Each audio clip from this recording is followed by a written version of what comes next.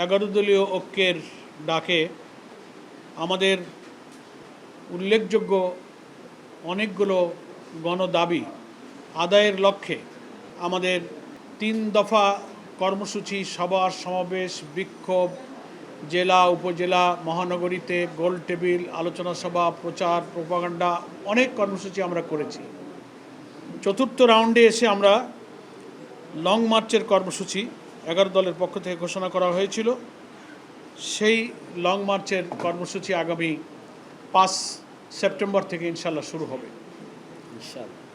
আমরা আজকে press briefing করছি এই লং মার্চ 11 দলীয় ঐক্যের, কিন্তু এটা বাস্তবায়নের জন্য জামাত ইসলামের যে প্রস্তুতি, দল হিসেবে 11 দলের শরিক দল হিসেবে জামাত ইসলামের প্রস্তুতি সম্পর্কে আপনাদেরকে আমরা জামাত নেতৃবৃন্দের পক্ষ থেকে, আমিরি জামাতের পক্ষ থেকে আমরা আপনাদেরকে অবগত করাবার জন্য আজকের এই প্রেস ব্রিফিংয়ের আমরা আয়োজন করেছি।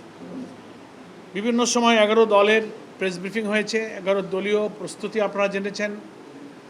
আগামীকাল আবার 11 দলের শীর্ষ নেতাদের মিটিংয়ে এসব বিষয় নিয়ে আবার আলোচনা হবে। 5 তারিখ পর্যন্ত দফায় দফায় নানান সময় আমরা আমাদের সিদ্ধান্তগুলো, প্রস্তুতিগুলো আপনাদেরকে ইনশাআল্লাহ অবগত করব 11 দলীয়ভাবে।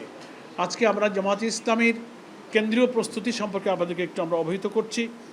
প্রথম কথা হচ্ছে, আমরা 6টি প্রধান দাবিকে এই লং মার্চের ডিমান্ড হিসেবে, দাবি হিসেবে পোস্টার, লিফলেট, প্রচারণায় আমরা স্থান দিয়েছি। দাবির তো কোনো শেষ নেই, জনগণের দুর্ভোগেরও শেষ নেই। প্রথম হচ্ছে গণভোটের গণরায় বাস্তবায়ন, এটা আমাদের প্রথম দাবি। 2 হচ্ছে জুলাই গণহত্যার বিচার। 3 হলো বিদ্যুৎ, তেল, গ্যাস ও দেশে বিরাজমান সার সংকট নিরসন, এটা আমাদের এই লং মার্চের দাবি।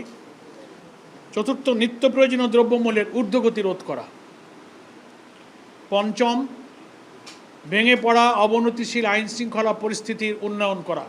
সংঘাত, সংঘর্ষ, খুন, ধর্ষণ, একটা পরিবারের 4 জনকে খুন করা হয়েছে গাইবান্ধায় সেদিন, লাস্ট খবর। আর ধর্ষণ, ক্যাম্পাসে রক্ত ঝরা, যা আমরা দেখতে চাইনি, অপহরণ, এগুলো চলছে।